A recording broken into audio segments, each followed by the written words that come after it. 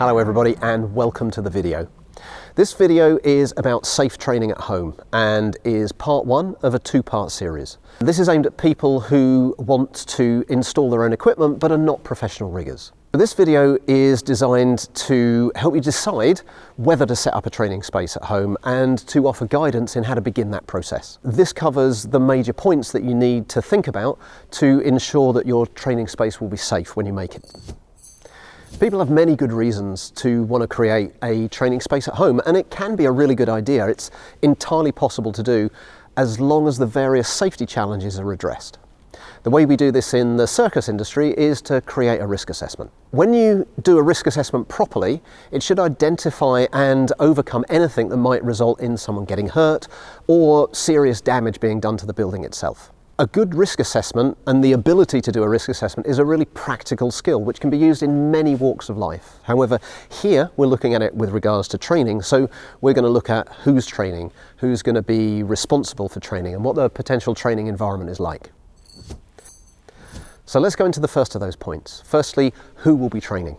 Whoever it is, you need to understand what level of expertise they have, or you have, and whether they're ready to train without an experienced teacher being to hand. Because it's important to look at this objectively, because the harsh reality is that the person training, if they're a beginner without an experienced teacher, then this is probably inadvisable. At most other levels though, it's possible to set something up with if you put the adequate provisions in place. With circus schools or studios, we have safety policies in place which open up access to training with normal structure. So once a student is ready to train in an open space, or in an open practice situation, their teacher will sign them off to do so. The rules when you do that usually restrict that to moves that people have already learnt, and also to prevent students from teaching each other, because that's obviously inadvisable. So these are all sensible precautions that apply to in-home training as well. So the next point we want to have a look at is adequate supervision. So in professional training situations, we never train alone, and we make sure we have a plan for what happens or what we should do if it goes wrong. The same should apply in a domestic setting too. It's important to define who'll be supervising the training and managing any emergencies. Now, incidents in circus schools are rare, largely because coaches have a wealth of experience in teaching in ways which prevent accidents. And if an accident does occur, staff are well trained in emergency incident handling. So basically, people don't train alone. Supervision itself can prevent accidents. As an example, if your equipment's set up at home, which is probably going to have greater limitations than equipment set up in a school, it may be that you're, for example, set up to safely allow a single person, and having supervision in place ensures that you're not going to have three people hanging from a rigging point and swinging from it. Even experienced artists can fall, so it makes sense that someone else should be present when you're practicing. So the limitations of your training space will define the types of moves that can or cannot be performed. If the height is very low, you have less chance of generating a high shock force, which is good for your rigging requirements, but then you also have a higher chance of sustaining head and neck injuries, as techniques are going to be practiced in a little bit of a lower space. Another consideration is, do you have enough clearance around the equipment that you'd like to install to be sure that you're not actually going to crash into something, or if you fell, could be doors, walls, lamps, corners of different surfaces, anything that can impact what you're going to be doing. Is there the space for the correct type of crash mat for the moves that you actually want to practice? Can it be stored safely when it's not in use? Will it be a fire risk if it blocks a particular exit? And will it deteriorate if it's being left in a sunny position, like under a window or outdoors? Is your building strong enough? And now this is definitely where it's going to get technical, and there's no getting around the fact that whether you're a serious DIYer or getting somebody else to do the work, you'll need some expert input on the actual calculations of the forces that are going to be generated. So there's two types of experts that you can consult. So if you want to know about the forces that are being generated, then you're probably going to need to talk to a circus rigger who actually has a good understanding of acrobatic forces. And then the other person that you're going to need to talk to is either an architect or a structural engineer. So it's usually a structural engineer, or you may go through an architect to actually reach somebody like that for the particular building you have in mind. So you want to make sure that whatever you're rigging from is actually strong enough to take the forces that are going to be placed on it. Fortunately, in the world of circus, there is enough people around who have a good idea of the different types of forces that we can be talking about. And I'll go into that in another video, but right now let's make sure that what we're actually going to implement is agreed to at least by an expert and you've actually had that discussion. However, if you do have trouble finding someone, feel free to get in touch, and if we can find someone to help you, then we'll do what we can. You might be lucky and have a beam that the engineer declares can easily take the loads that the rigger has calculated.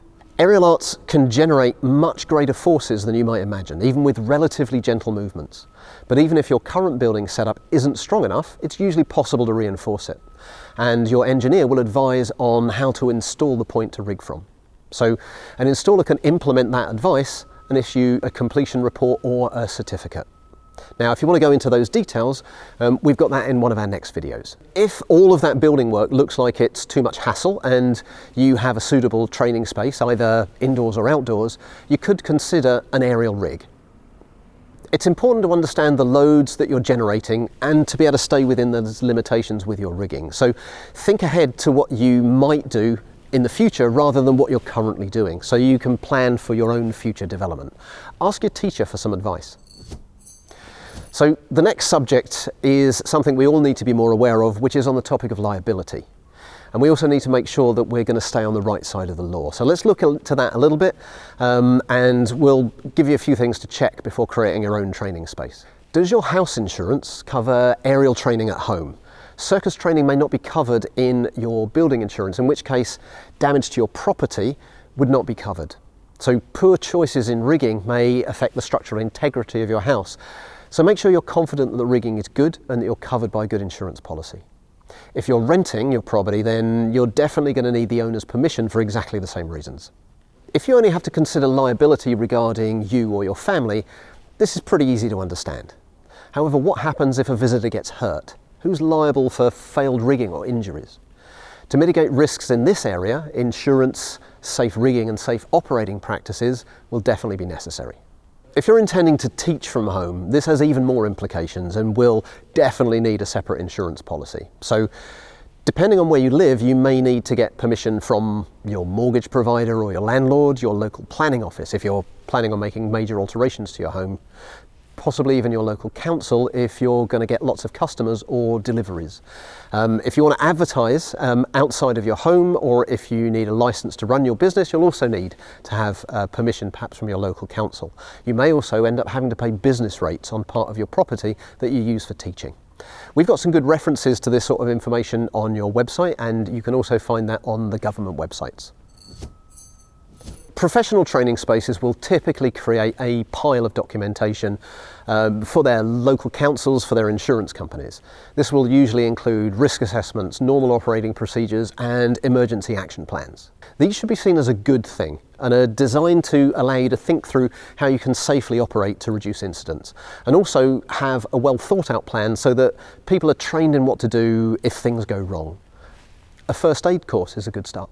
It's very worthwhile going through the process of creating documents like this, even if you're the only one using the equipment. It will make it less likely that anything will go wrong and more likely that you're going to be well prepared if something untoward does happen. If you're rigging for children, it's worth agreeing all the rules around them using the equipment before you agree to install it. You should regularly inspect all of your equipment and its rigging. You need to know what to inspect and how to inspect it. Now, fortunately, reputable equipment manufacturers provide inspection criteria for their equipment. As a user, a parent, or a manager of the equipment, you'll need to give it a visual check before every use, and a more thorough inspection perhaps twice a year, or as dictated by frequency of use. The person doing the inspection must be competent to inspect aerial acrobatic equipment, in that they have the required knowledge, the required experience and training to perform that task. So in a workplace setting, it's a legal requirement to have regular inspections by a competent person. Though it's not a legal requirement for you to record the inspection date and what was checked by and by whom, it is a good idea. It's amazing how time flies when you're enjoying yourself, and a year can pass without an inspection. If you don't have a note of what has been done when, that can easily happen. If you want further information on this, then there is an approved code of practice for the Provision Use of Work Equipment Regulations from 1998. So if the equipment actually lifts a person at work rather than the person climbing the equipment, it may be necessary to have the equipment thoroughly examined by a person competent to inspect aerial acrobatic equipment and to keep a record of that thorough examination, which will be in accordance with the laws and regulations. Safe storage is important to ensure your equipment and crash mats will not be subject to too much water or sun or unnecessary wear and tear. Our priority should be to keep everybody safe so we can have fun and progress our training outside of class. To do this, we need a level of knowledge. We also need an investment of time or money. And this video should hopefully help you to weigh the pros and cons and to start you off in the right direction. So that's it for this video. Thank you for watching. If you want to stay up to date or if you want further information, then go to www.circusrigging.info. You can subscribe there for exclusive content, and if you're seeing this on YouTube, feel free to subscribe to our channel to get all the latest video updates that we're doing as well.